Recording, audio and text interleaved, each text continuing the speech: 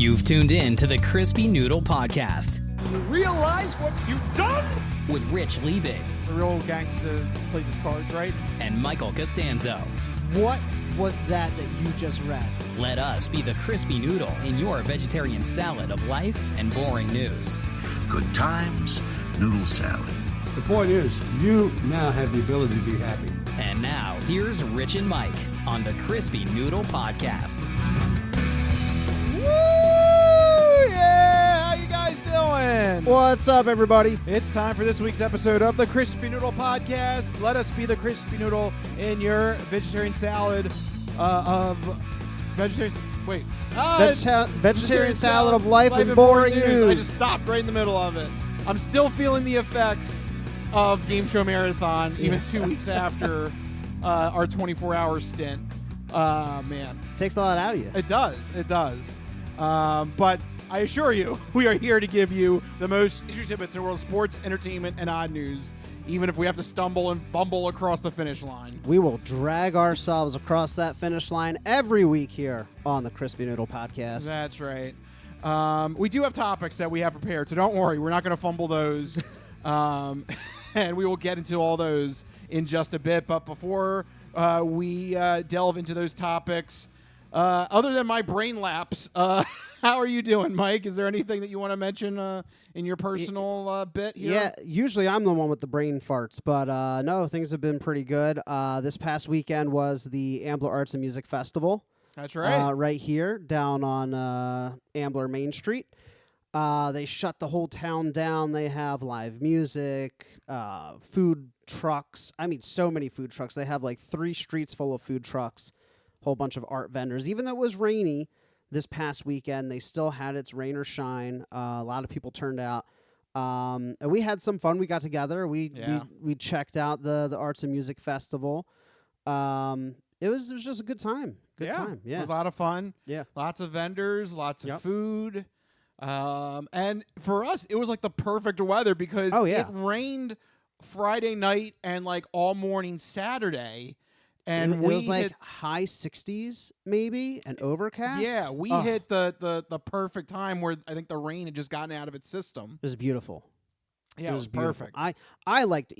Even though it was gray and some people might say chilly, I was 100% comfortable. I'm like, if it could stay this way all year round, A-okay. Unfortunately, that won't be the case because after this week, we're supposed to officially get summer weather. It's supposed to be 90 degrees coming up. Well, so stay inside, beat the heat. And when you do that, watch The Secret Lives of Mormon Wives on Hulu. It's fantastic. Oh, this is your binge show. That's the other thing I did. I went out, I checked out the Ambler Arts and Music Festival, then I also stayed in and watched so much trashy Real Housewives of Mormon, Utah kind of thing. It's so trashy, but I'm so addicted to it, and I'm so annoyed that I'm so addicted to it. Well, something about it just it scratches an itch. You know, gotta have your guilty pleasure show. Yeah.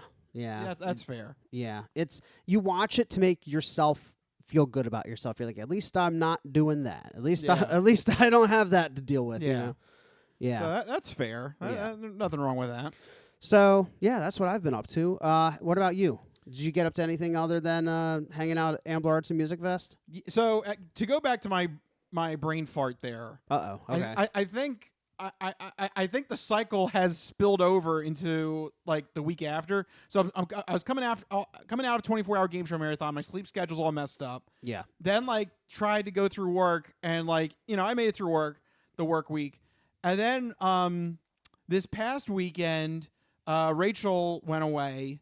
So I had part of the house so I had the house to myself. Oh no, were you gaming all night? I think I did, and I think I just messed it up. I messed up any chance of trying to restore my sleep schedule to a normal time frame. It's tough though when you got the place to yourself. You're just like, cool. I'm gonna just lose myself in whatever current obsession I have. And then you look up, you're like, oh no, it's like 3 o'clock in the morning. So right? I literally did this Friday.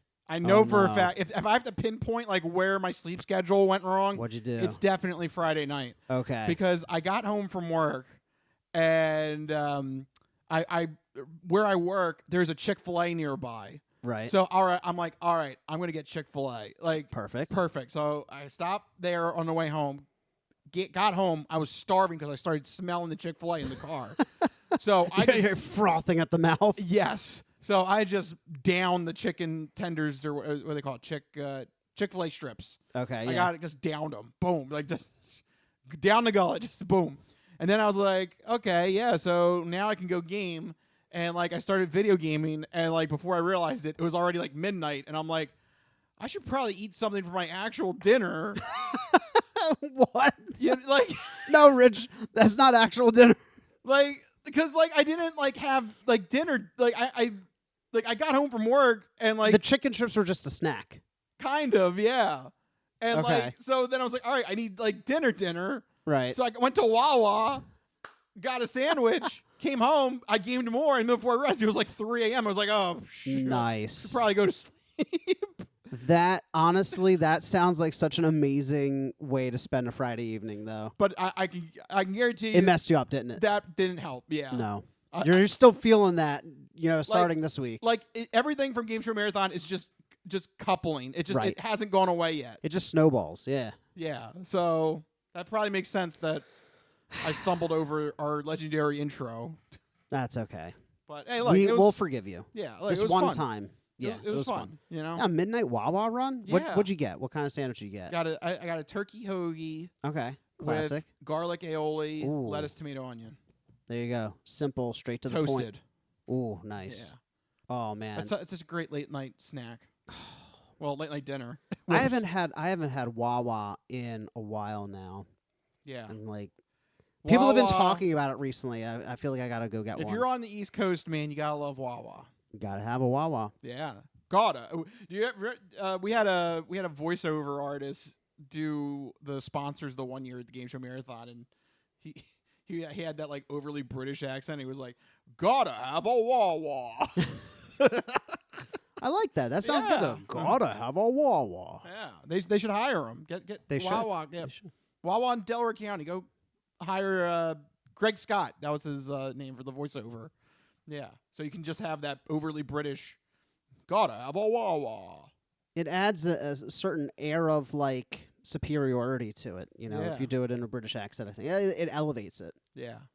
Also, by the way, if you still are interested in the 24-hour Game Show Marathon, there's still time to donate. So if you're looking to make one last charitable donation to our cause, make sure you go to GameShowMarathon.com because we are going to close the donation window soon.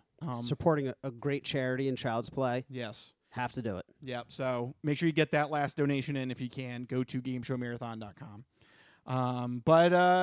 So that was that, and then we did the Ambler Arts Festival. Yep. That was cool. And then Sunday was my niece Maisie. It was her last dance. She's graduating high school, and this was her last dance performance. Oh wow. Okay. So it was cool. That's a pretty big moment. Yeah, it was cool to see her do her Nice. official last dance. Oh man, graduating high school. Yep. That is terrifying. Yes. You're telling me. I know. Yes. Yeah. Yeah. You're the uncle. Yep. That's extra terrifying. Yeah, so they are officially. So that's Maisie, and then she has a twin, Declan. They're both going to college Man. this August. Yeah, it's That's crazy. crazy. That's my younger cousins. They're all just graduating college. I'm like, oh my god, I got so old so fast. What happened? Yep. Yeah. Wake up and smell the coffee. Here you go. From Wawa. From Wawa. Do you feel old? Wake up and smell the coffee from Wawa. Oh man, yeah, it hits you like a brick wall. Yes. Oh, but before we get any older, Yes. maybe we should move on to our main topics. Yes, what a transition. So let's go into our first batch of topics. They revolve around sports. It is time for the Sports Sampler. So you're not good at sports. It's a very small part of life. Sports. In your face. Ha ha! That's right. Sports coming at you in your face here. You know what? I'm feeling old. Let's stick to the old man topic. Let's talk about golf. This weekend actually was a pretty big weekend in the golf world. It was time for the third major out of four in the golf calendar year, the U.S. Open. This year was being held at the very challenging course Oakmont, just outside of Pittsburgh. Yeah, right here in Pennsylvania. Yep. And boy, man, if you wanted to just make the golfers cry and angry and upset, this was the weekend to do it. Not only did you have a challenging course, but this rain that came through here in Philadelphia, it passed through Pittsburgh first, and it provided horrible playing conditions, especially on Sunday. I mean, this was just a perfect storm of just, you are not going to shoot under par in this weekend. It was bedlam. That sounds rough. In terms of a golfing event, this was bedlam. It was very difficult to manage this course. Actually, wait, I just wanted to point out something here that this course had it was the 8th hole, had a 289-yard par 3, which is extremely long for a par 3. That I don't have a frame of reference, but I'll take your word for it. I mean, usually par 3s are like even for on a professional level, are like 170, 180, 190, 200. And this one is 280. That's a significant increase. Yes. But I know that it was a tough course because you were sending me text updates and you had mentioned that there was a high number of like items being damaged and like stolen and like just like basic delinquency and vandalism because golfers were so annoyed, I guess, at the course, at the situation. Yeah, Oakmont staff had reported an increase in things being damaged, such as fairway markers, lockers, and drywall. So somebody punched a drywall. Oh man! I bet you it was Bryson DeChambeau. That sounds like something Bryson DeChambeau you would say do. is a little bit of a meathead. Yeah, that sounds like something he would do. Okay, but I mean, how bad did it get? I mean, in terms of like the scoring, like only one person was under par, and that is the champion, JJ. Just had his name on the top of my head, and I lost it. JJ Spawn. Thank you. Spawn. Oh man, I'm having this is going to be a long show. Boy, I might need some coffee after this. Yeah, Jeez. we might have to get some during the break, but we still got a ways to go for that. JJ Spawn, yes. So is it typical for there to only be one golfer under par? That seems really just in our years of covering all the majors every year. I feel like there's usually at least a handful, that are under par. Yes, but one. That's pretty exceptional. Right. This is a testament to how difficult Oakmont Country Club is. Is that even fun, though? I mean, like... It's fun for us. Is it fun for viewers? For me, it is, because it's like, you don't have all the answers either. You're like, you're just like me. Yeah.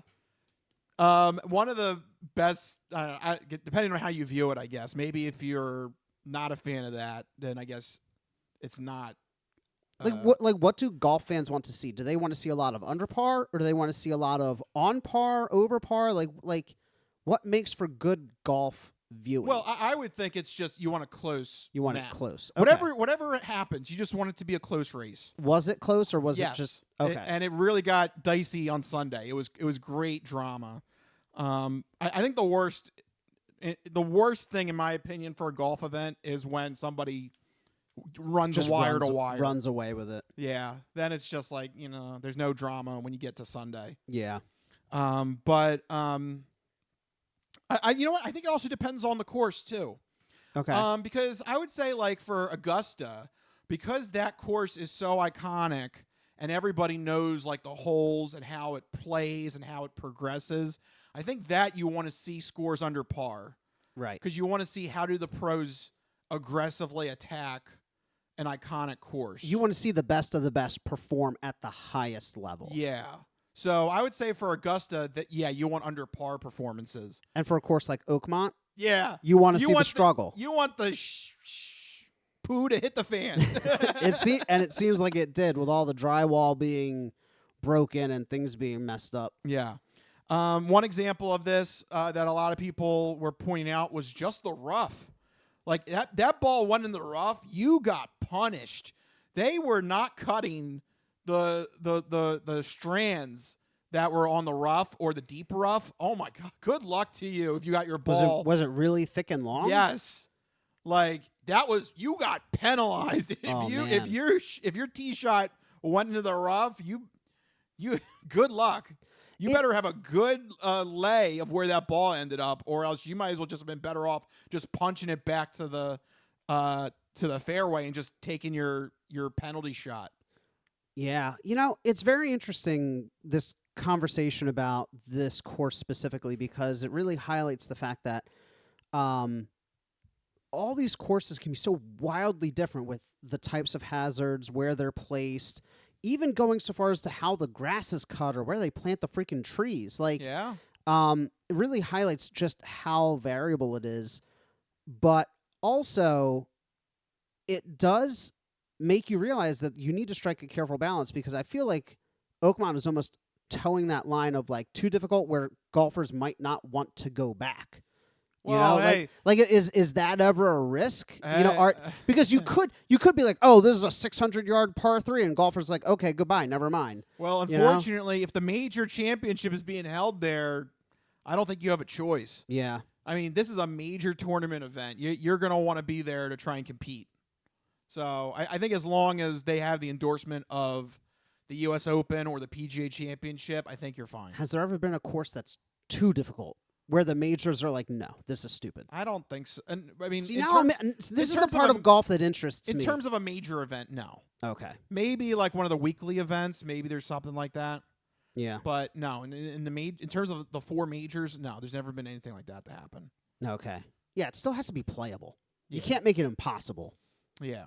I mean, that's fair, but I don't think any golfer would be willing to bow out of a major tournament event. Yeah.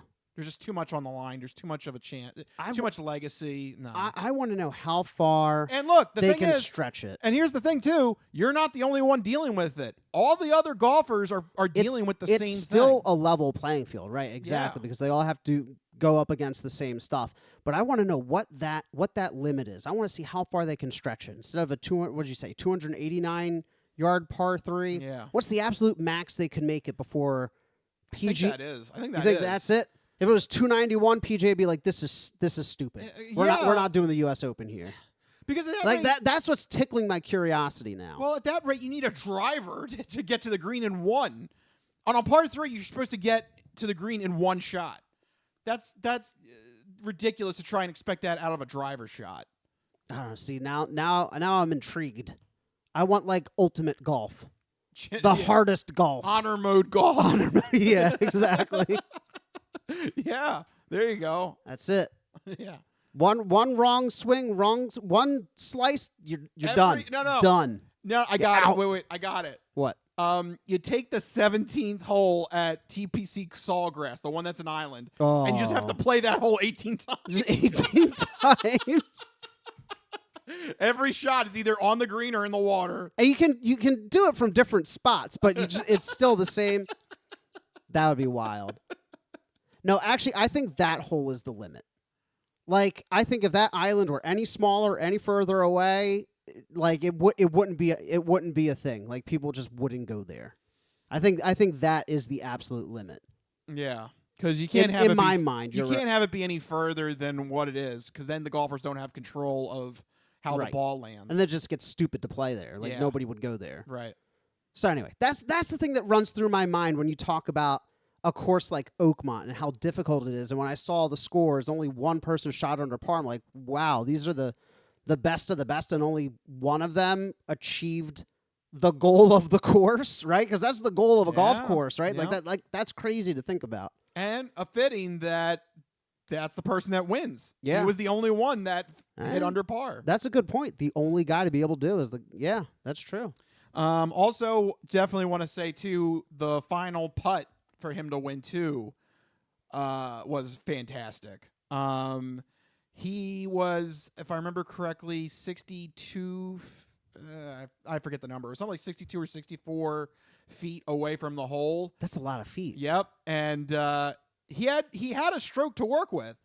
So he could 2-putt to win. Right. And instead, he just drains it on the first putt. Wow. Just bam, put that in there. Feet. That seems like That was. seems really far. It was, and he nailed it. Boom, Is that- put it in. See, this just shows how little of golf I know, but like, is that normal? Like, that I seems mean, really far. It's difficult, but it can be done, yeah. Wow, that's crazy. You got to you got to read the green very well. You got to hit it with the right speed. I couldn't do that in mini golf, so that is impressive. Yep. Absolutely. And then talk about that with the championship on the line. Yeah, Boom. that's pressure. Put it in. Nice. I don't need that second shot. You put that second shot back in your pocket. He I don't need he it. just putts and then just immediately drops his putter and just walks off. He's like, I'm done. Basically, yeah, that was it. He won right on that. It's a walk-off putt. Yeah. Just a great way to end that Sunday with a magnificent putt to clinch the U.S. Open and be the only golfer under par. That is a hell of a victory for J.J. Spawn. What's funny, too, about Spawn winning is he's actually been kind of horrible at the majors. He's never finished at the British Open. His best finish at Augusta is 23rd, and his best finish at the PGA Championship is 35th.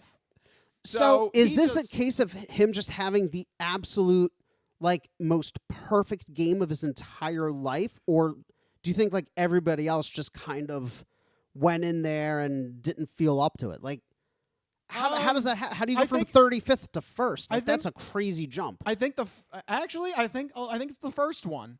Because he had a great first round to start things off. He was actually the leader going into round 2. Okay. So it wasn't like he just came out of nowhere on Sunday. He had established his presence with a good first round on Thursday. So I think it was more the first case. He just happened to just really just eat up the course very well. Wow. What a way for him to come out, though, like that. That's incredible. Yeah. So a first major for this guy, J.J. Spawn.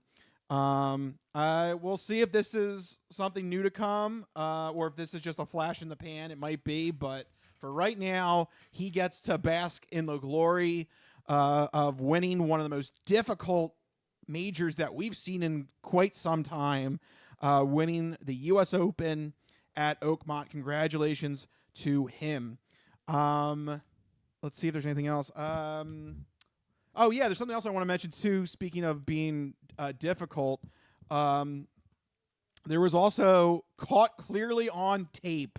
One of the things that got damaged being the fairway marker. There was clearly video evidence of Rory McIlroy getting very frustrated and him taking a driver and whacking one of the tee box markers. He was frustrated with his round, and he destroyed a tee box marker in his anger. And then when he got back to the clubhouse, he put on almost like a Marshawn Lynch-like press conference where he just... I'm just here so I don't get fined kind of thing. He was basically just saying, like, I'm only here because I have to be here. I really don't feel like talking to you guys. Well, at least he's honest. Yeah, but that's just another sign of just how difficult this course was. Wow. It broke Masters champion Rory McIlroy down. He did not want to face the press. I believe it was Saturday of that weekend. Wow, that's crazy. It sounds like it really pushed them all to their absolute limits in terms of skill and in terms of their psyche as well. Yeah. So if you love that, aspect of golf, then this was the tournament for you to see the golfers all get taken down a peg. Because when you're facing difficult conditions like that, everybody's almost on the same playing field. Everyone's stuck in the rough. It sounds like it was a pretty good one then. Yeah. Ultimately. So that is the third major of the calendar year. We only have one left now. Next month will be the British Open, or the Open, if you want to be fancy about it. That's right. Although, speaking of Rory McIlroy, it will be held in his home country of Northern Ireland. So Will probably be a favorite then. One of the favorites, so. yeah. And we'll see how that fares, and that will be the last major event for the golf world, and then I will be sad because then there's... Oh, but you had a good season, though. It's been a very exciting season, I feel like, between... the ascent of Rory McIlroy again, and Scotty Scheffler. Yeah, and this latest Oakmont, I don't know what you want to call it, Disaster. disaster. Yeah, it's been a fun golf season, it seems. Yeah, it's been very fun to follow. But next month will be the last major, the Open Championship, next month in July. So I will definitely keep you abreast as to what happens on that, the lead up to that major, the last one of 2025. All right, but we've got more sports news, and has to do with one of my favorite players. You absolutely love LeBron James, a.k.a. King James, a.k.a. the GOAT, a.k.a. this generation's Michael Jordan. Oh, good for you. He recently made some news after an interview on Steve Nash's Mind the Game podcast, speaking about ring culture in the NBA. So let's talk fair or foul on some of these quotes from LeBron James. Here's the big, long quote, basically just taking issue with ring culture. He says, he was asked the question. Oh, what is the specific question? The specific question was, why is ring culture so big in the NBA? Okay. And this was his response. Quote, I don't know why it's discussed why it's discussed so much in our sport and why it's the end-all, be-all of everything. It's like you weren't a great player if you never won a championship. Or if you won one, you can't be in the same conversation as this person. You sit here and tell me Allen Iverson, Charles Barkley, Steve Nash wasn't unbelievable. Oh, they can't be talked about or discussed with these guys because this guy won. It's just weird to me. It's like saying Peyton Manning can't be in the same room with Tom Brady or Patrick Mahomes because he only has one ring. They never discuss that in their sport. Or telling me that Dan Marino isn't the greatest slinger of all time, or he can't be in the room with those guys because he doesn't have a championship. They don't discuss those things. I don't understand where it came from. I don't know where it started. We just have to appreciate more what guys have been able to accomplish, what guys have been able to do. A ring is a team accomplishment. Oh, good for you. So, Rich, fair or foul? Let's dissect these comments. What's your initial reaction? Other than disliking LeBron James. Yes. Let's try to look at it unbiasedly. So I will say that when examining the importance of a player, sometimes the championships aren't the end-all, be-all. But I will say this is extremely rich coming from LeBron James. I can't separate this quote from LeBron James. It is hilarious and so ironic that it's coming from Mr. King James after he pulled the damn stunt to go to Miami so that he could piggyback off of the damn Miami Heat and win his first title to get that monkey off of his back to win a championship with that damn decision BS and just riding the coattails of that Miami Heat team. That is so rich coming from LeBron James. I'm sorry. I can't separate that quote from the fact LeBron James said that. Riding the coattails, though, come on. He was a major player in those two championships. You can't even say riding the coattails. How convenient he just happened to join, a Miami Heat team that was on the up and up, that were ready to strike at the championship. On the ascent, but pushed over the edge by pushed way over the edge. LeBron James, also the only NBA player to win championships, 3 different championships with 3 different teams. That's very, very impressive that he basically wins wherever he goes. Come on, give him some credit where credit is due. Maybe other players are chasing rings playing with him. No, not especially not in the beginning of that. Not in the beginning stages of this super team era. It was LeBron James joining the team, and they were already on the ascent. Already on the ascent, but there's no guarantee. But that's a separate topic. I will say, though, that I agree with you that it is a little hypocritical. Thank you. Because regardless of where we differ on the percentage of LeBron's involvement in those championships, he still was clearly chasing rings. When he went to Miami, when he went back to Cleveland, when he went to LA. And I don't fault him for chasing rings. That is a common thing. And you have to admit, in sports, players do that all the time, in every sport. They do now. I don't fault him for chasing rings. That's just part of sports, I think. I will fault him because it is a little hypocritical, and I think it is a little bit of revisionist history and protectionism when it comes to his legacy. So I think that his legacy is already sealed. And I know you differ on this point, but he's a 21-time NBA All-Star. He's got like 4 Olympic medals. He's got 4 championships, MVP. Like, he has everything you could possibly want in a professional career. Leads or is in the top 5 or 10 of like almost every major statistical category. He doesn't need to go on this podcast and try to like bolster his legacy because he doesn't have the most rings. Like, you have rings where guys have none. So I think it's a little like, I feel like I do agree that he is kind of trying to protect his own legacy and like somehow further bolster it, which I understand is like a bizarre thing to claim, but I just feel like that's what he's trying to do, given his history of chasing rings. And again, I don't fault him for chasing the rings. That's just sports.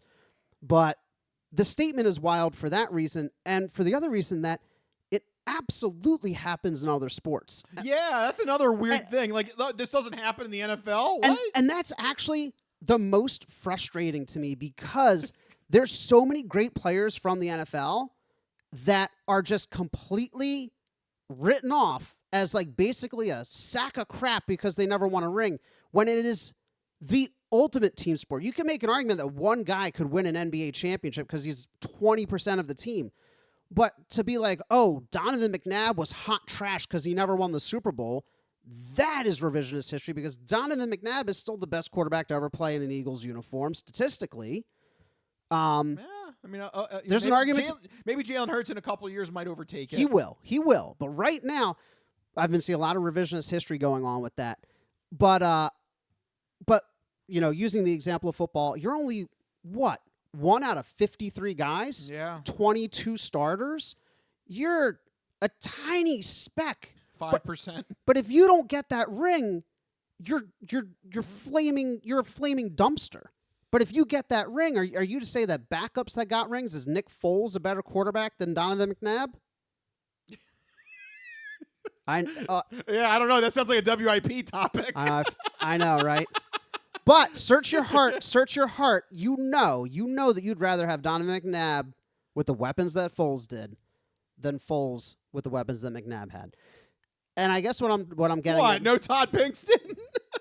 is don't come between a boy and his overrated wide receiver. What was the meme? Yeah, a boy, overrated wide receiver. a boy and his overrated wide receiver from when he started watching football. Yeah. Todd Pinkston forever. Someone get a hold of Todd Pinkston wherever he is. Dude, Madden NFL 2003, you would think that Todd Pinkston was Jerry Rice, T.O., Larry Fitzgerald, all rolled into one. He was unstoppable in my franchise. That's another topic, though. So, yeah, the comments frustrate me because it's not the only sport. In fact, I don't even think it affects basketball that much anyway. Allen Iverson, there's no question that Allen Iverson was great. He won 0 championships. No, that's a damn shame too. It is a damn shame. He should have won. He should have won one. A bunch, at least one. I feel like football players. Barkley, another one too. I forgot about that. Barkley never won one. But there's no question that he was great. Yeah. Right? Yeah, So, absolutely. Like, I feel like the very fact that people sit here today and like, oh, Donovan McNabb is trash. Again, just as an example, because he never won that ring, even though statistically he's like a top 25, 30 quarterback of all time. Like, it's just mind-boggling. What about Marino? That's another one too. Yeah, I mean, well, he luckily got into the Hall of Fame, right? Yeah. So he kind of, got that monkey off his back. But like, yeah, he's not recognized as one of the all-time elites. They don't really. How about Phillip Rivers? That's another one too. Like, he has all the stats you want. Yeah, you know what? In like 10, 20 years from now, we'll be having the same conversation about Phillip Rivers. Yeah. He has all the stats you want, but that team never went anywhere. I feel like that criticism is levied more against NFL players than it is NBA players. And I also think that LeBron is, again, working a little bit of narrative here to prep his, inevitable retirement to be received as the greatest basketball player of all time. I feel like he didn't even need to do that. There's still going to be that conversation. And this is just, he's trying to put extra icing on the cake. It's like, just let it lie. I don't know. It's just a weird comment to me. Yeah, I don't know why he had to delve into this. Is it such a big problem in the NBA ring culture? I mean, well, that's what started the whole super team era. It was all about chasing rings. It was all about trying to cash in on the prime of your career and trying to, get as many rings. Look at the Golden State Warriors. It was all about them trying to surround themselves with pieces around Stephon Curry in the prime of his career and just loading up on championship runs. I mean, I guess you're right. And you know what? I will say this. I do actually agree with him that you shouldn't judge, obviously, based on my comments here, I don't think you should judge a player by how many rings that they've won, because you could point to any Tom, Dick, and Harry that's a utility player on a championship team and be like, ring, greatest of all time, but that doesn't make any sense. I mean, also in the NBA too, you also have guys like Bill Russell and Sam Jones and. I'm just going over some Robert Horry. Like, they've won 7 or more titles. I mean, are they the greatest of all time? They're good. Bill Russell, you might make. Bill Russell, you can make an argument for. I've heard that guy. I haven't heard the others. Yeah, I don't know about Robert Horry. I don't think you'd want to label him as the greatest of all time, but he has 7 rings. Yeah. So that doesn't. You can't just use rings. Yeah, that's why I don't think you can't use the rings completely outright. I think they should be a huge factor in determining whether someone is greatest of all time. For me, the argument that I always like to use with Michael Jordan was just he literally transformed the way we all watched basketball. I've never, and even now to this day, I've never watched a game with Jordan, or a game like one with Jordan in it, where you just were compelled to watch what he was doing at all times, and you saw things that you've never seen from any other player. And that to me, just you add that plus the runs with the 2 3-peats. I mean, it was just a layer of dominance that we've just never seen before, and I don't think we've ever seen quite as much. And probably the closest is probably the Golden State Warriors, but even you're just going to completely write off LeBron James as an individual player. That's my problem. LeBron James, I felt like never had that dominance. Like he won 4 championships in 10 years with 3 different teams. One might argue that's more difficult than just sticking it out with one team with multiple future Hall of Famers on it. But I would say he wasn't. You can't say he wasn't transformative. He was. He was transformative in his era. You're just going to have to get over it because he was unequivocally that generation's Jordan.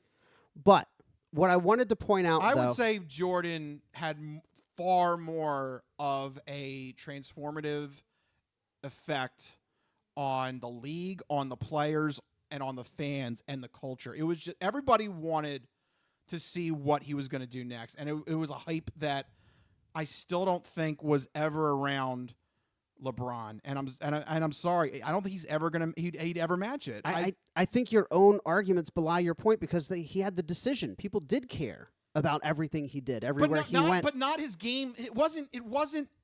That was all sideshow. It was all just like, ooh, where's he gonna go? That was all ESPN BS. I'm talking about the actual game. When you sat down and you clicked on the game and you watched that game, you stood there and you wanted to see what is Jordan going to do next. No, LeBron, I have to disagree. There's probably, for you, Michael Jordan, watching him growing up, there's probably so many kids that watched LeBron growing up that are saying the same things about LeBron.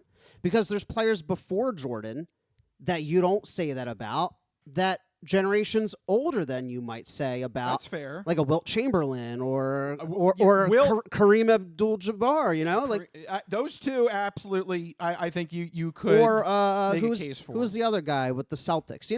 Like things like that, whose name I can't remember, so must not be that good.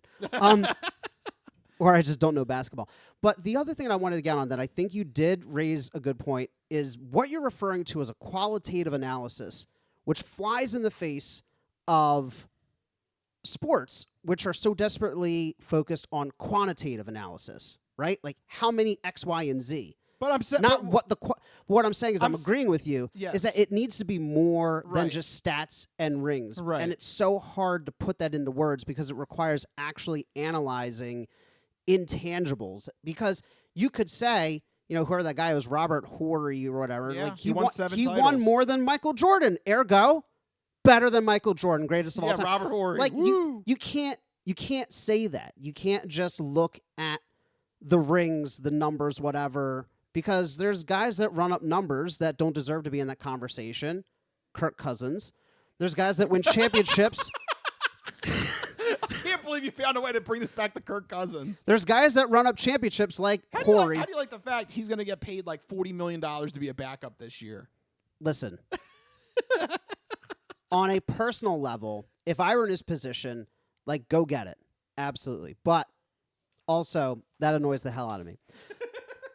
But that further proves our point here is that you can't just use numbers, because you can't say that Bill Horry is the same as Michael Jordan. Robert Horry. Robert Forgot Horry, his name. whoever the hell that guy is. And that somebody like Kirk Cousins is the same as like a Tom Brady or somebody else who has big numbers, a Ben Roethlisberger, whatever, trying to think in the same ballpark. So, yeah, it's a complicated situation, a complicated quote from LeBron. I agree with him that it's not just about the rings, but I kind of am confused. I wish another player had said this quote. Then I would be full gung-ho about it. But the fact it came from LeBron, that's a little... You actually kind of agree with him. Yes, except for the fact that this is kind of very hypocritical coming from him after doing ring chasing with the Miami Heat. It is a little hypocritical. Yeah. So there you go. That is our sports sampler.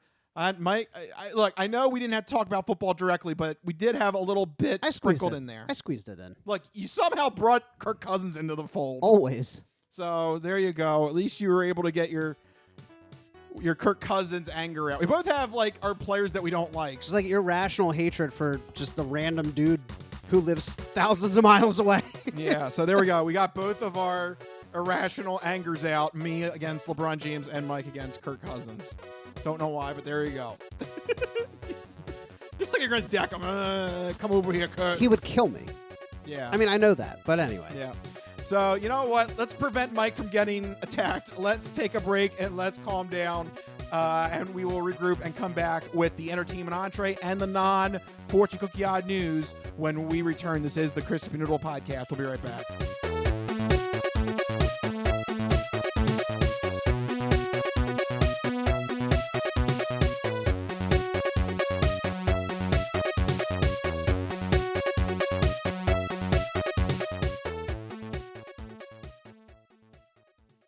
Ready for the weekend?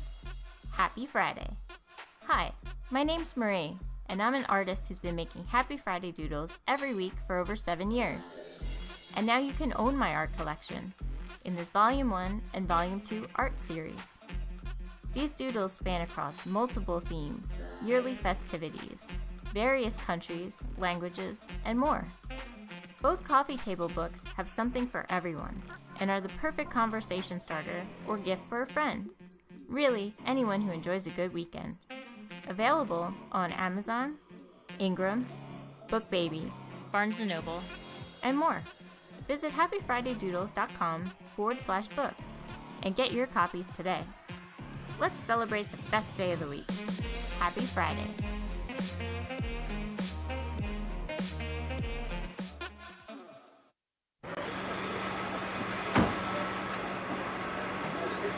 Just a moment, you just assured me that I could speak. Sit down inside the car. We're not assuring anything. We're under arrest. Look, I'm under what? Come on.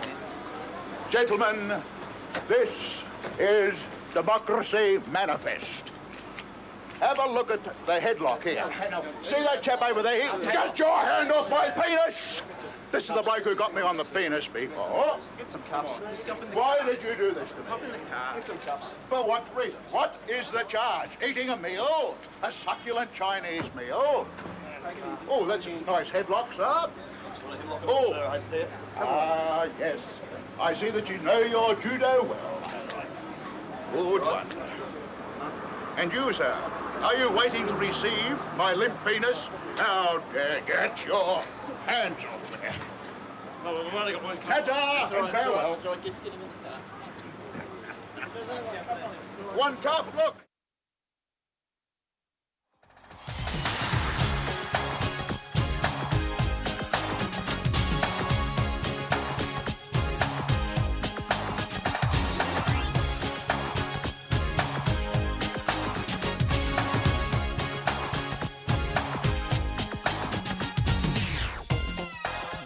Oh, yeah, back here on the Crispy Noodle podcast. You want to talk about goats? That's the goat.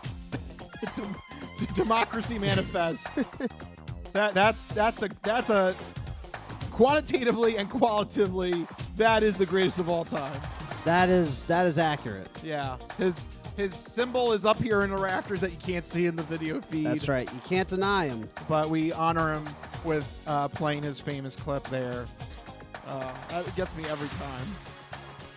I'm under what? Under what? Yeah, make sure you use that the next time you get arrested. I'm under what?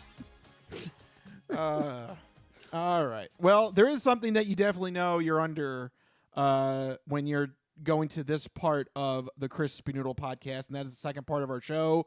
It's time to talk about movies, TV, and video games. So let's jump into the entertainment entree.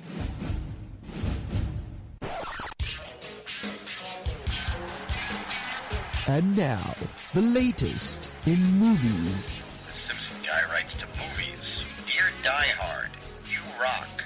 Especially when that guy was on the roof. Music. I know what that is. That's music. Video games. I'm Commander Shepard, and this is my favorite store on the Citadel. Celebrities. You really know Warren Beatty? Yes, I do. I took a leak next to him once at the Golden Globes. And more. You were the all-singing, all-dancing crap of the world. This is the entertainment entree. All right, we are officially in entertainment entree territory.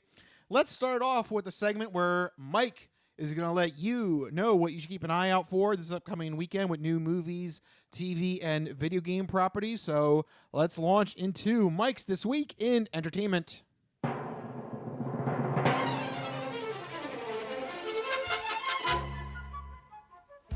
All right, Mikey, what do you got for the people? All right, well, first up, theater goers will be split onto two ends of the spectrum this week. On one end, 28 years later, hitting theaters this week is the third film in the zombie franchise, following 28 days later, and of course 28, I guess it was weeks later. Wait, months. Wait, do they have months? No, they skipped months. They skipped months. I just realized this after writing this and reading this. Poor months, they get screwed. Yeah, right? I guess months would be weird because it's kind of like 2 years and 2 months.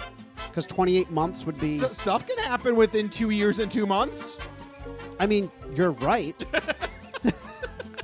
I'm an expert scriptwriter. He's an expert, guys. But as the title implies, the film takes place nearly 3 decades after the rage virus outbreak. But in this time, people have found ways to exist in this new world. One community in particular is secluded on an island connected by one heavily secured causeway. But when a father and son must venture onto the mainland, they discover secrets, wonders, and horrors. On the other end of the spectrum is Pixar's new family-friendly animated film, Elio.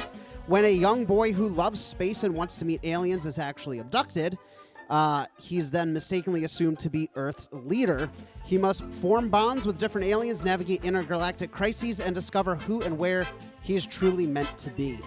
The film only has average reviews so far, so it's not exactly living up to the Pixar history and hype and standards, but it should still be a fun and wholesome way to spend some time at the theaters for families and fans of all ages, so make sure you go check out either 28 Years Later if you love action and horror, or Elio if you like animated family fun. And in the world of video games, FBC Firebreak is the latest offering from Control and Alan Wake developers Remedy. This is their first foray into the multiplayer genre with a three-player co-op shooter set in the world of Control's oldest house, which is, of course, the location and agency responsible for finding, mitigating, and researching all paranormal oddities and events.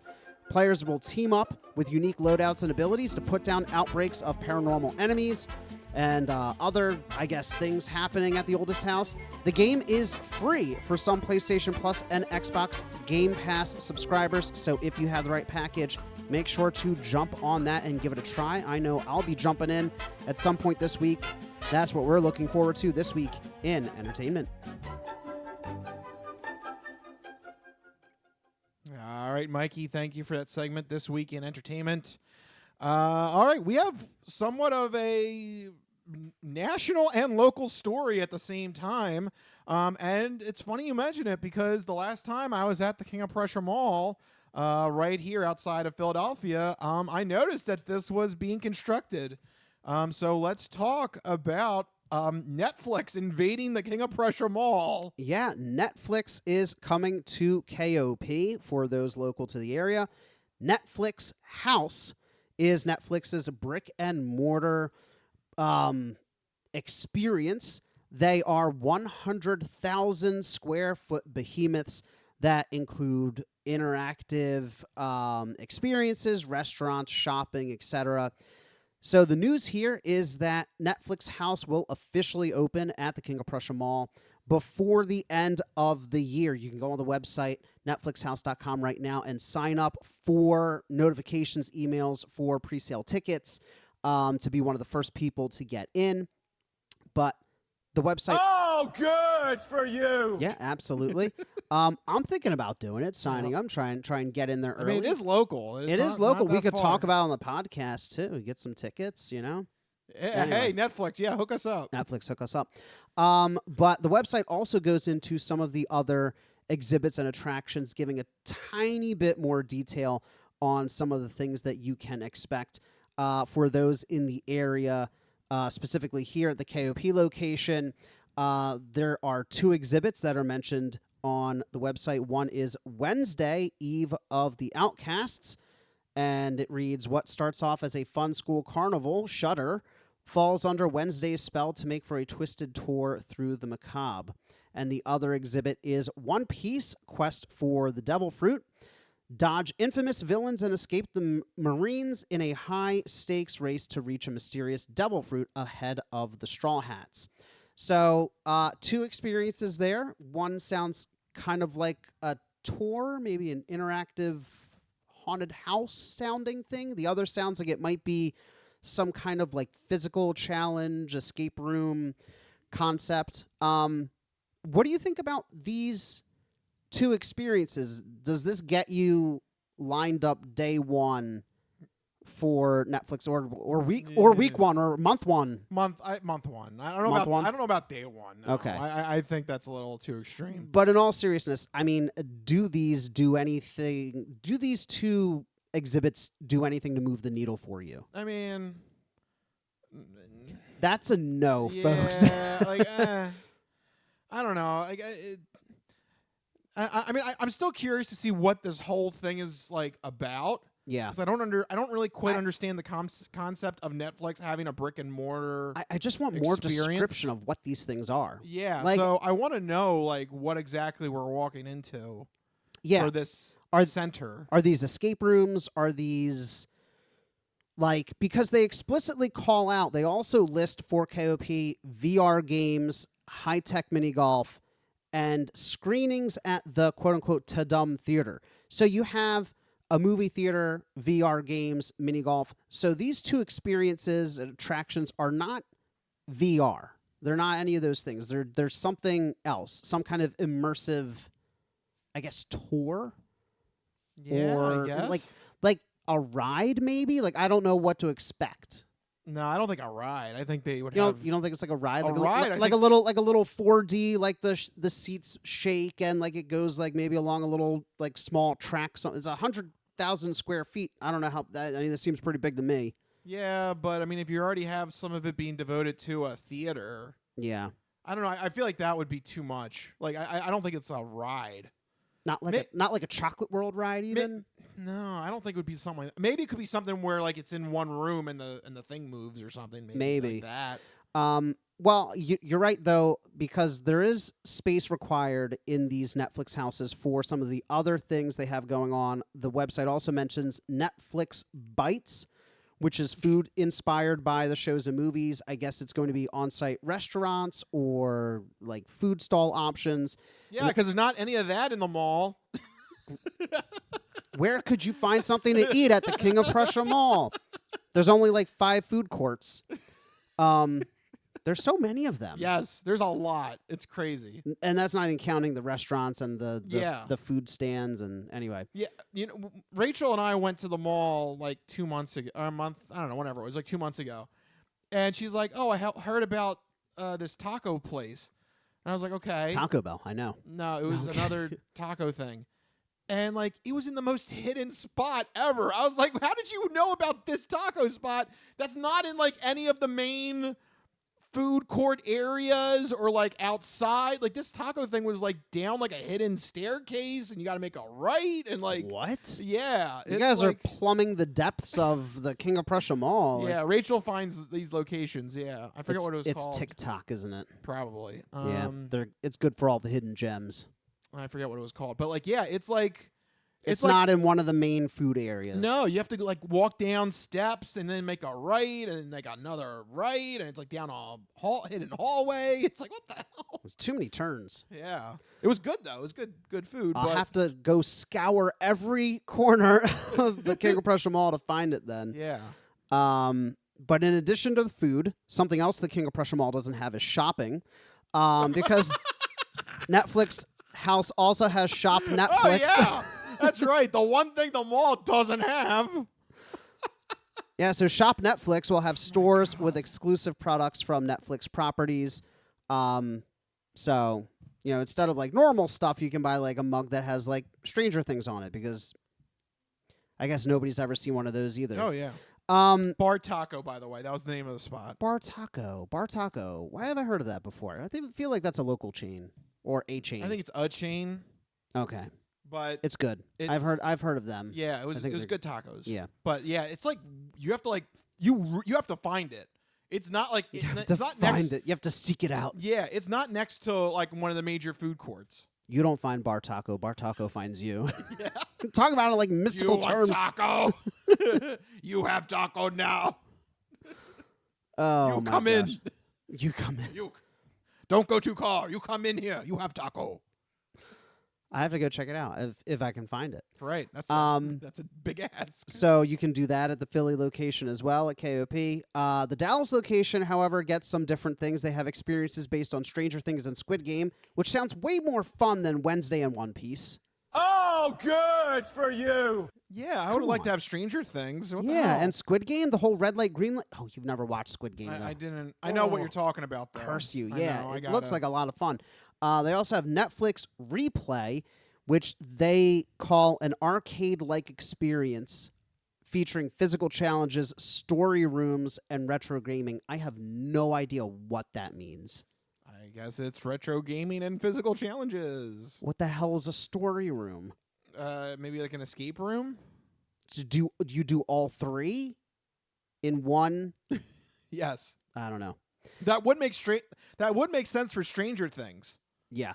Because you could do retro gaming or D&D mixed into like an escape room and then have a physical challenge. That would make sense for Stranger Things. It would be. That would actually. But yeah, I mean, I think that all this just highlights... What is this? Yeah, like... What is the purpose of this? I remember we talked about this, what was it, like last year?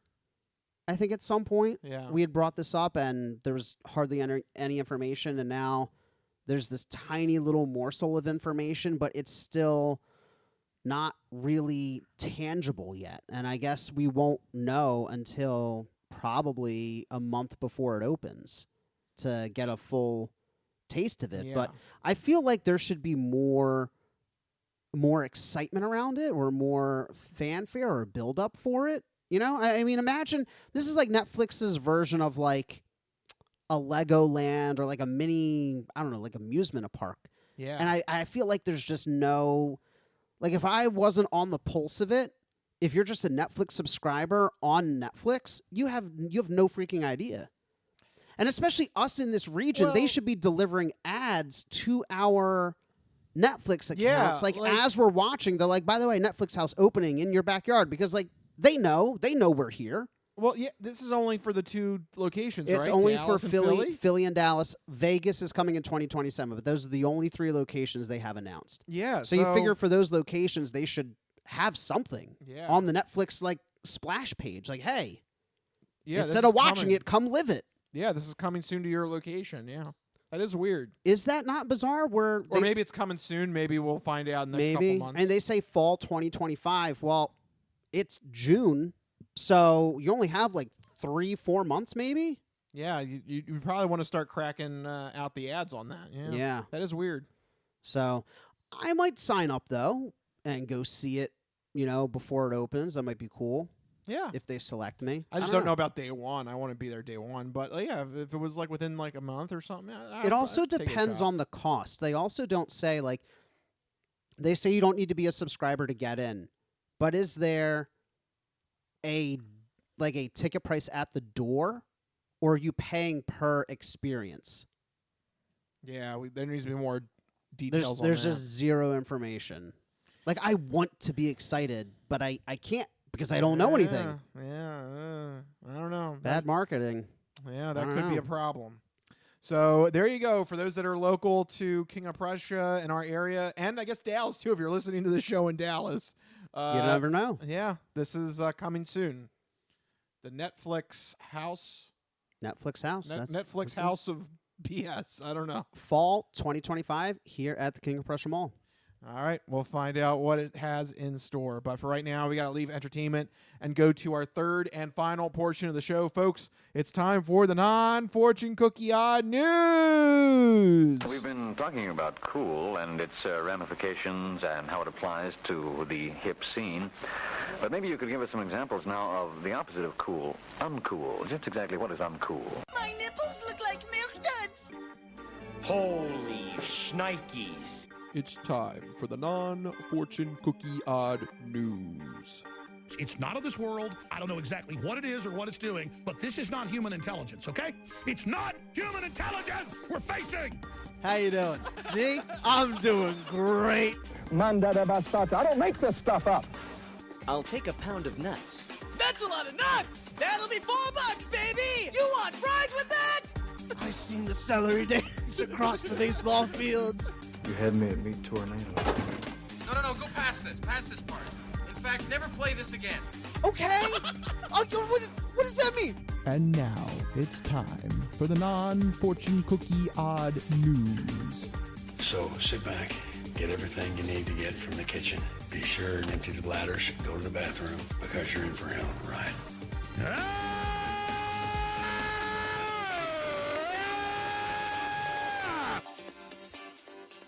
Odd news. That's right, everyone. It's time for the non-fortune cookie odd news. Here in this segment, Rich researches the news, he reads the news, and I react to the news. He finds a weird and wacky story and keeps it hidden from me, which ensures that all of my reactions are my genuine gut reactions to hearing this story for the very first time. That means that I don't know what's about to happen, you guys don't know what's about to happen, and even Rich doesn't know what's about to happen because these stories always take us down wacky and wild paths, and I'm ready to get started. Where and actually, why? Yeah, I need to backtrack a minute there. Oh, because it just struck me while we were doing the intro to the non-fortune cookie odd news. You know what we missed? What? Spaceballs. The sequel got announced. Spaceballs 2. Yeah, and it hit me when we did the odd news clip because we have no, don't go past this part. In fact, never play this again. Never play that again, right? Yeah. Yeah. Yeah. Spaceballs 2 was announced coming 2027. Yeah. By Mel Brooks will be 100 if he makes it. Then crazy. I hope he does. I hope he does. Because he's got to be in it, right? He needs to film his scenes as Yogurt and President Scrooge immediately. Right. Like right now. Film them immediately. Yeah. They're getting a lot of the old cast back. Apparently they're going to get Rick Moranis to come out of retirement. That is that's huge. That's pretty impressive. That is huge. Okay, like you got me now. I am interested in seeing where this goes now. It also makes me realize, I think that I said this to you in a text message, that I've never seen a Mel Brooks film in theaters. For as big a fan as I am, we kind of missed all of his films because I went back through the filmography and like Robin Hood Men in Tights was like early 90s. Like I think it was like 93, 94. Like I wouldn't have been going to movies. Yeah. You know, and then it was like the only one I would have seen was the producer's remake, and I wasn't old enough to truly appreciate it at the time.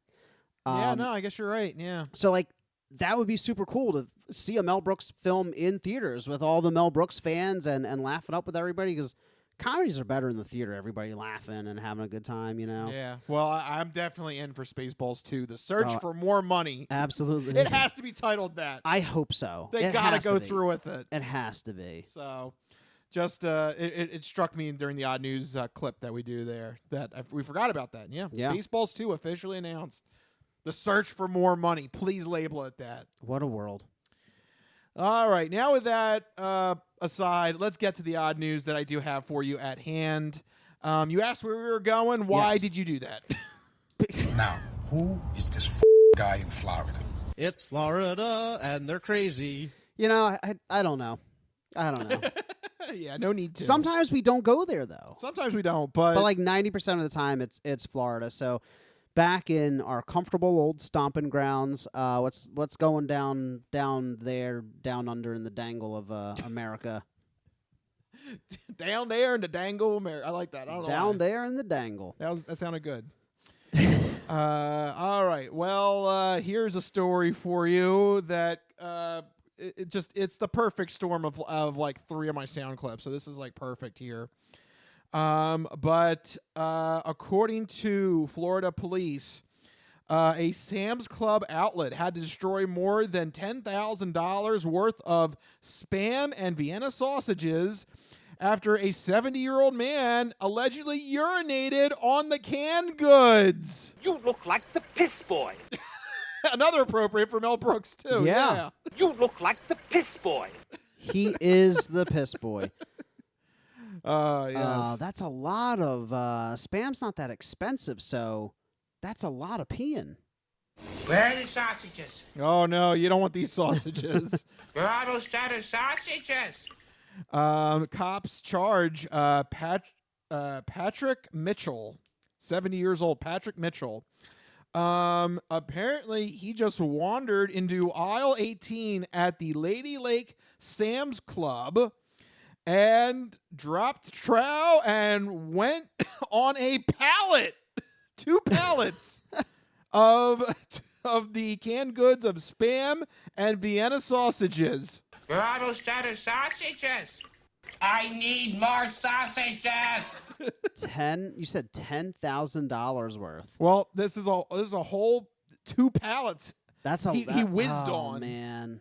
So yeah, you're talking about like warehouse size, like shipments. Yes. One Spam, 1 Vienna sausages. Where are the sausages? Does he just have it out for Spam and Vienna sausages, or was he confused and like, oh, this looks like the bathroom? Yeah, is this the bathroom? What was his excuse behind? Because aisle 18 doesn't look anything like the bathroom. Yeah, I don't know. So let's go over the play-by-play here, because Sam's Club managers were able to review surveillance footage and were able to spot the man who walked up to the pallets. He clearly places both hands on his hips at the belt line and stood there for several seconds and had behavior consistent with urination. Had behavior consistent with the urination? You look like the piss boy. Yeah, that's in the police report. You couldn't just say he peed? You look like the piss boy. No, that was again. This writer is getting behavior consistent with the urination. Yeah, he's getting paid by the word. He's getting paid by the word count, by the character count. Like, jeez. Yep. Workers that inspected the area confirmed that there was urine on the 2 pallets. God. You look like the piss boy. Oh boy. You want the damage? We actually have stats. Okay, yeah. What are the stats? How many cans? Oh, this is a shame. This is gonna break your heart, Mike. Get ready for this. Oh no. It was the pallets contained 188 bulk units of Vienna sausages. I like sausages. Where are the sausages? And 345 units of canned Spam Classic. And all of them were contaminated with the bodily fluids, so they were forced to be discarded into the trash. Where are those cheddar sausages? I need more sausages. Well, you're not getting them. Nope. Because, God, that's a shame. What a waste. Yep. The final tally here, according to the authorities, was damage done $10,584.54. You look like the piss boy. Yes, Yeah, all because he couldn't hold it. I love how they got right to the damn cent. They're like, Yeah. we crunched the numbers on this, buddy. Every last penny must be accounted for. Every last sausage was accounted for That's here. right. Take that. Man, that sucks. You look like the piss boy. And you know what else sucks is having to destroy all of that. That's a lot of. How do you destroy them? You just just throw them in the dumpster, I guess. Just throw them in the dumpster. You can't use them. They've been contaminated. You say destroy, and it makes me think that they're like smashing them or like doing something to them so they can't like even be recovered. Oh, maybe they have to. I don't know. They That's might a good have. point. They might have to. Yeah, I don't know. Like think about the poor like stock boy that's got to go back there with like a knife and stab every single container, like hundreds and hundreds of containers. Maybe like a big. Maybe they send it like trash compactor? like a trash or a car compactor. They just crush the cube of meat into a smaller cube of meat. Maybe that's all they can do. I don't know. That sucks though. That's awful. Yeah. But like, why though? I still don't know why he did it. He just decided I feel like going. I guess so. They also followed the rest of his appearance on the surveillance footage, in which he decided to stroll to the snack section and grab a snack and then sit on patio furniture for 10 minutes. Yeah, why not? Yeah. I mean, he relieved himself, and then you have a snack, you have a nice sit down, and then you leave. You look like the piss boy. So he literally walked in there to pee, grab a bite to eat, and leave. And relax. He relaxed on patio furniture. That's wild. What did he have? What kind of snack? These are the details that I guess the want. hot dog or something. It says snack. So probably like a hot dog or something. He pulled out his hot dog. He ruined some others. Then he ate one. Yeah. The day was all about various types of hot dogs. There you go. And also, by the way, they also have him dead to rights, not just on the surveillance video, but he also scanned his Sam's Club member portal card because all customers are supposed to when they walk in. You have to, yeah. So they also have his official. They got him. Sam's Club member portal card. So he's definitely getting like expelled, suspended, whatever for life. Yes, he was charged with disorderly conduct and a felony criminal mischief charge because the damage exceeded more than $3,000. Wow. Why $3,000? Doesn't that seem like a weird amount? $3,000. Yeah, I don't know. I don't know how they came up with that. We gotta come up with a line for the felony line. Should it be a nice round number or like a common number, like a 5 or a 10? Should be 1,000. No, that's too low. That's too low. 5,000. No, that's too high. I know. 3,000. All right. That's just right. That sounds right. Deal.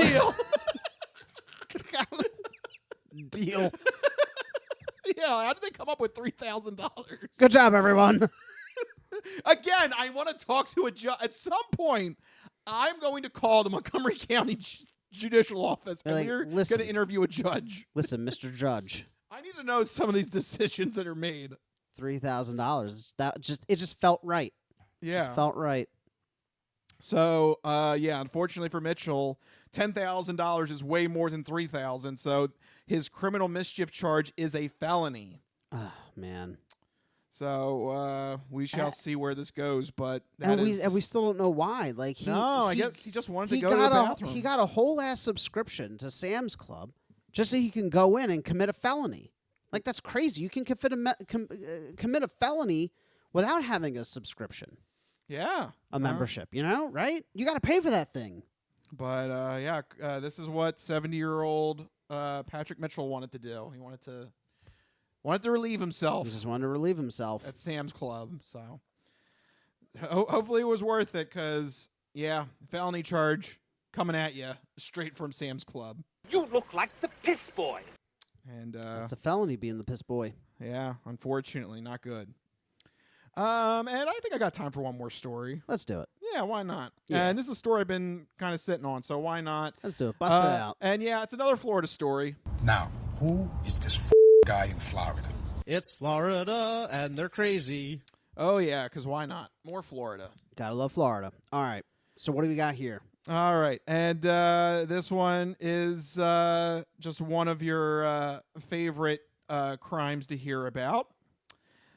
This is because a couple weeks ago, a married couple was arrested after they engaged in lewd activity openly at a sidewalk cafe, according to court reports. Well, it was very erotic. Yes, indeed. It was erotic. Of course they did. Yep. 29-year-old Ryan Cook and 27-year-old Kimberly Morey were outside of Where's Jube's bar. Where's Jube's? What? That's a name. Well, that's weirder than the story. Where's Jube's? Jube's, Jubes. Where's Jube's bar? I don't know. I'll look that Where up. is he? I don't know. Well, let's name the bar after him. This is in St. Petersburg, Florida. Sure, why not? It's an Aussie brew pub. So it's Australian. They only have a 3.9 on Google. Oh, well. It might be because of the outdoor sex. Yeah, they might get a lower Google review with this story.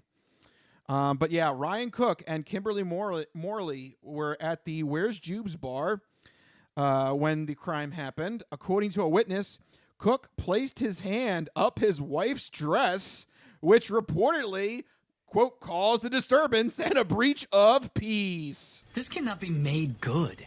It's shameful. It's a shameful, shameful day. Oh, yeah, just that hand motion. I'll just say, this place was kind of inviting it because they got drinks by the names of Slap My Ass. Oh, yeah. Spice of Life. Ooh. Yeah. So Let's get to bashing butts as well as these nuts. I'm just saying. That's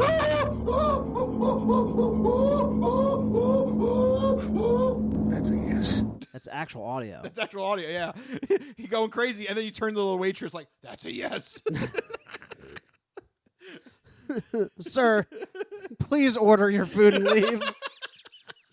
That's a yes. He's just like, woo, woo, woo. That's a yes.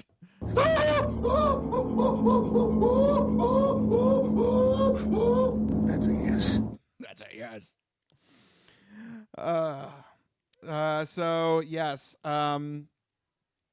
Also, even though this is a bar, the cops, when they arrested Cook and Morey, also found that they had bottles of Captain Morgan rum on them as well.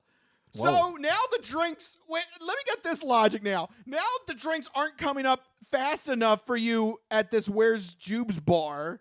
You have to bring your own hidden alcohol to supplement the alcohol that is coming from the bar. Yikes. They just can't get it to them fast enough. They need it now.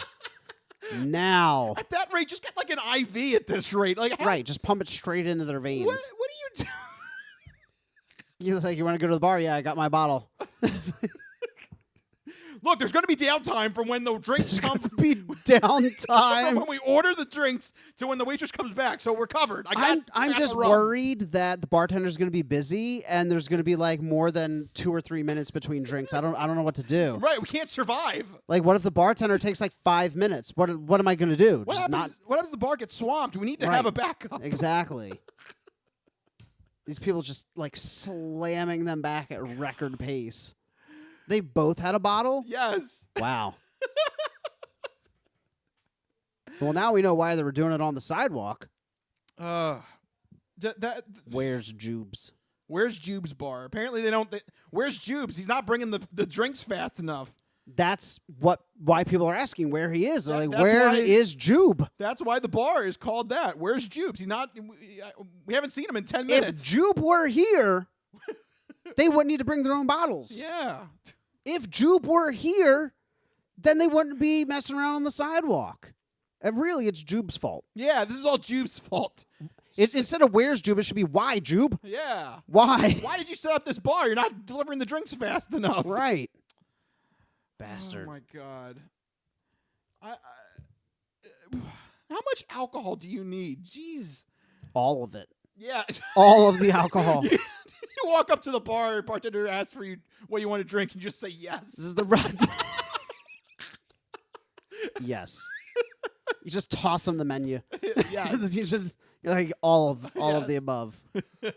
Option E, all of the above. Dear God. He's like the Ron Swanson of alcohol.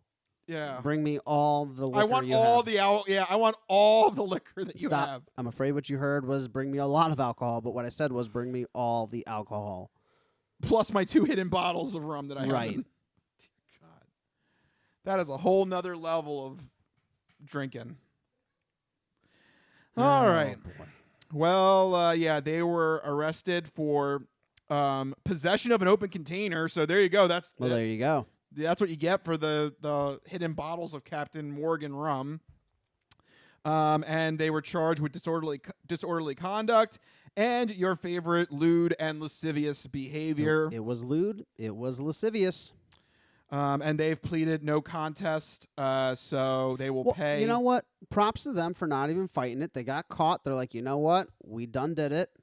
They will each pay $500. That's nothing. And they were released from the county jail. That's nothing. We've had cases here. It's been way more than that. They're fine. Yeah, they're okay. But man, where's Jubes? If Jubes was here, let me tell you, this wouldn't be happening on his watch. Yeah, where is he?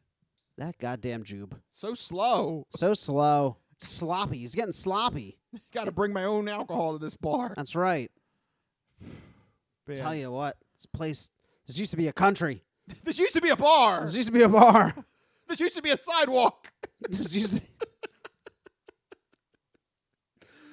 Oh man. Yeah. There you go. Where's Jubes? That is what a unique name.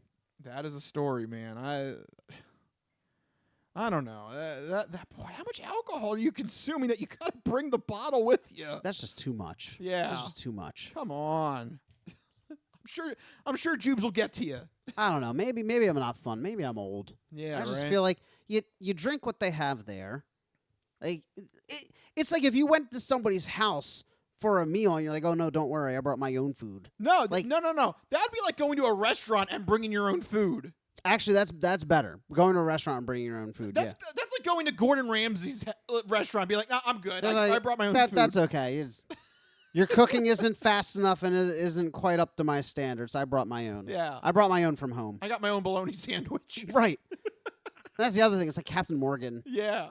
It is. It's like going to a gourmet restaurant like, I got Mickey D's. It's okay. Yeah. Sorry, you don't have to worry about me. You don't got to worry about me. You got a fork and knife.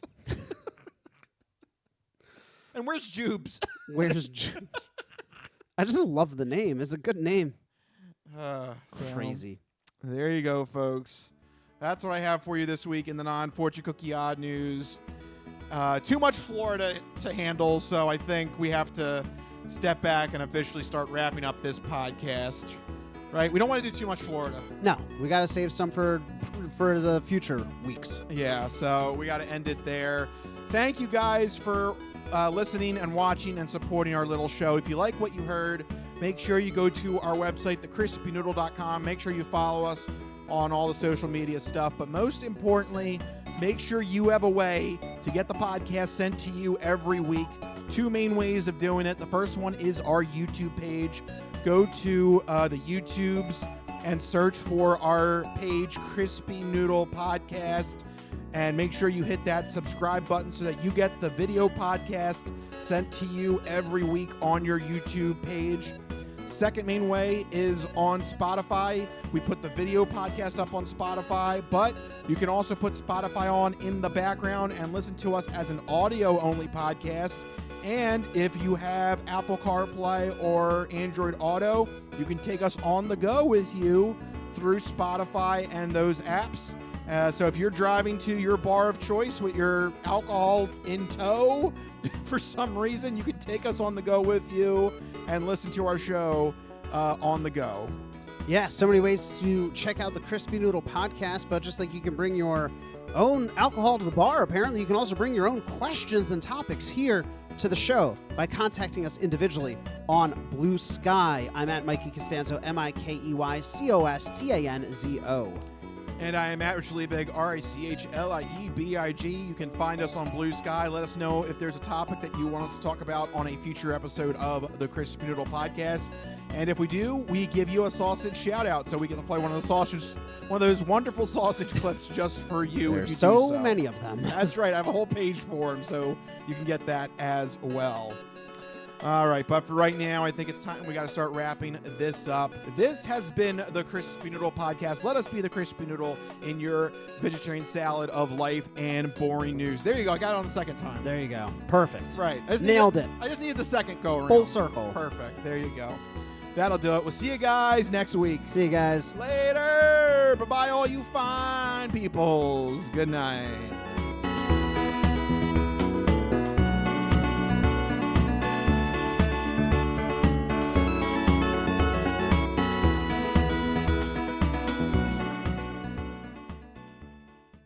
Some of us have great stories, pretty stories that take place at lakes with boats and friends and noodle salad. A lot of people, that's their story. Good times, noodle salad.